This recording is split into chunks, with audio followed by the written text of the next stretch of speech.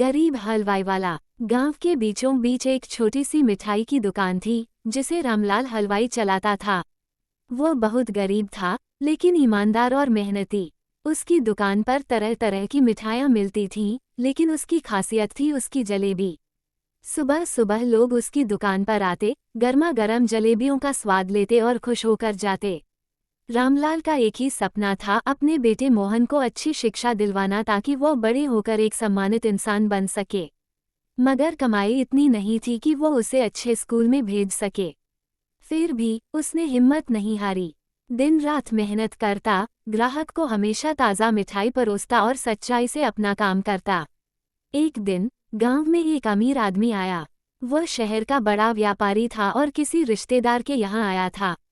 उसने रामलाल की जलेबियों की बहुत तारीफ सुनी थी, तो वह भी स्वाद चखने चला आया। पहली ही जलेबी खाते ही वह चौंक गया, इतनी स्वादिष्ट जलेबी उसने पहले कभी नहीं खाई थी। उसने रामलाल से पूछा, तुम्हारी दुकान इतनी छोटी क्यों है? तुम्हारी मिठाइयाँ तो किसी बड़े बाजार में बिकनी चाहिए। रामलाल ने मुस्कुराकर कहा, साहब, मेरे पास इतना पैसा नहीं कि बड़ी दुकान खोल सकूं।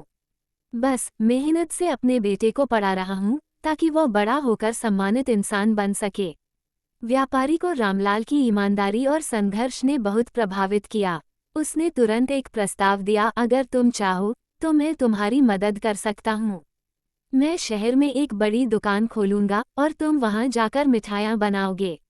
तुम्हारा बेटा भी अच्छे स्कूल में पढ़ेगा। रामलाल की आंखों में आंसू आ गए। उसने सोचा, भगवान ने मेरी मेहनत का फल दिया है। उसने व्यापारी का धन्यवाद किया और कुछ दिनों बाद शहर चला गया। कुछ वर्षों बाद रामलाल की दुकान पूरे शहर में मशहूर हो गई। उसका बेटा मोहन एक बड़ा अधिकारी बन गया। जब वह गांव लौटा तो सबसे पहले उसने अपने पिता की पुरानी दुकान पर माथा टेका और कहा, पिताजी, आपकी मेहनत और ईमानदारी ने हमें ये मुकाम दिलाया है। गरीब हलवाई वाला अब अमीर हो चुका था, लेकिन उसकी ईमानदारी और सादगी वैसे ही बनी रही।